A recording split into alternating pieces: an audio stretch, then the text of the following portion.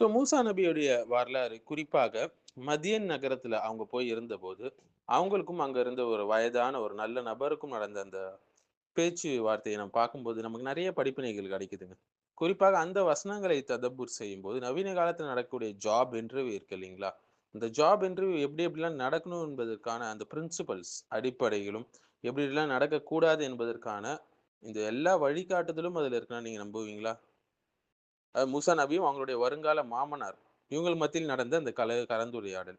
அது வந்து வேலைவாய்ப்பு மற்றும் ரெக்ரூட்மென்ட் பாடங்கள் வந்து அதிலேருந்து நமக்கு கிடைக்குது.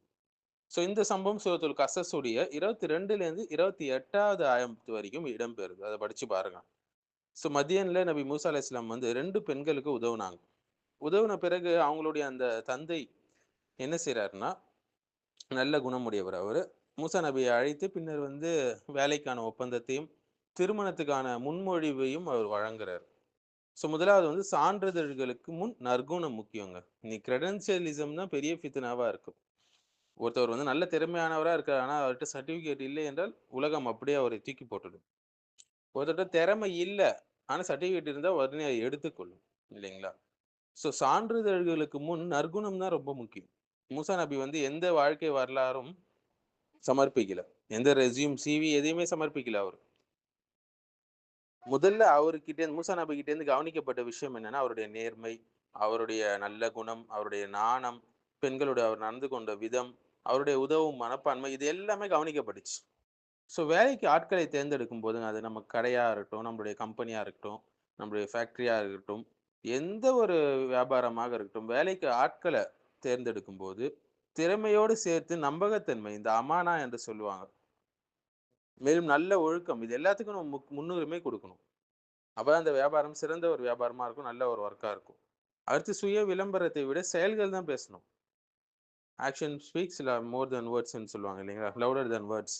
மூசா எந்த பலனையும் எதிர்பார்க்காம உதவினார் இல்லையா? தன்னை பற்றி பெருமைப்படுத்திக் கொள்ளல. இன்னைக்கா இருந்தா அத ஒரு வீடியோவா போட்டு என்ன செஞ்சிருப்பான்? எல்லா குரூப்லயும், எல்லா சோசியல் மீடியாவும் பகிர்ந்திருப்பான். உண்மையான நற்பண்புகள் மற்றும் செயல்களே ஒருத்தருடைய சிறந்த பரிந்துரையாக அமையும் என்று சொல்லலாங்க. அடுத்து நேரடி நடத்தையை வந்து கவனித்து அதுக்கப்புறம் பணியமர்த்துறது. அவருடைய நடத்தையை பார்த்த பிறகு தான் அந்த மகள் என்ன செஞ்சாங்க? ரெக்கமெண்ட் செய்றாங்க.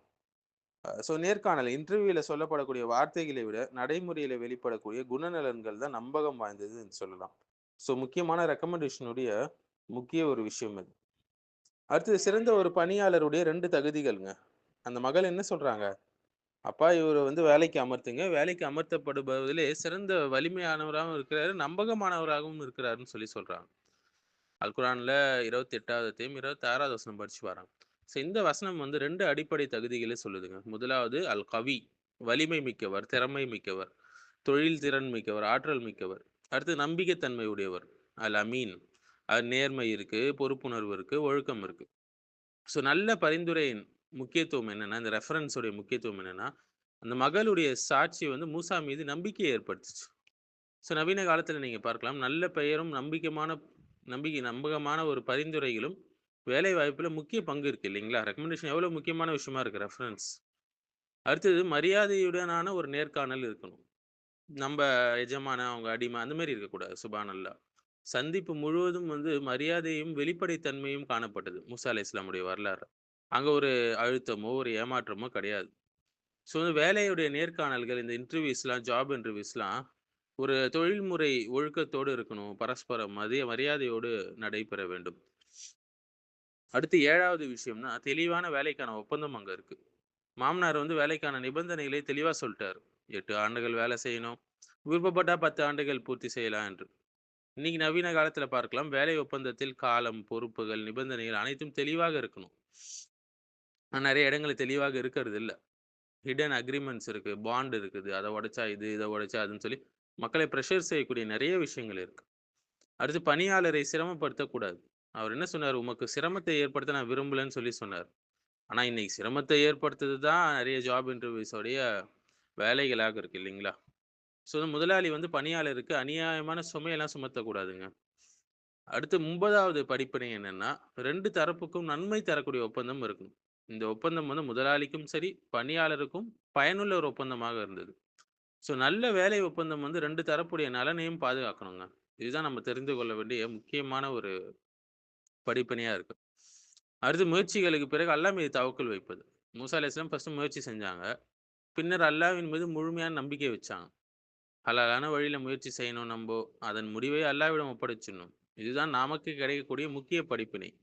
ஸோ வேலைக்கு ஆட்களை தேர்ந்தெடுப்பதற்கான குர்ஆனிய கொள்கை நீங்க பார்த்தீங்கன்னா, நிச்சயமாக வேலைக்கு அமர்த்தப்படுபவர்களில் இவர் சிறந்த வலிமையானவராகவும் இருக்காரு, நம்பகமானவரும் இருக்காரு. இது 2 தாங்க.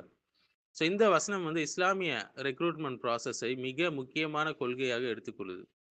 திறமை அதாவது காம்பிட்டன்ஸ் இருக்கணும், இன்டெகிரிட்டி நம்பகத்தன்மை இருக்கணும். திறமை மட்டும் இருந்து நம்பகத்தன்மை இல்லாட்டாலும் பிரச்சனை, அல்லது நம்பகத்தன்மை இருக்கு, ஆனா தேவையான திறமை இல்லனாலும் அதுவும் பிரச்சனை.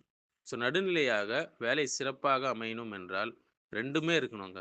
திறமையும், நேர்மையும் ஒன்றாக இணைஞ்சா தான் சிறந்த ஒரு பணியாளரும், சிறந்த தலைவரும் உருவாக முடியும்.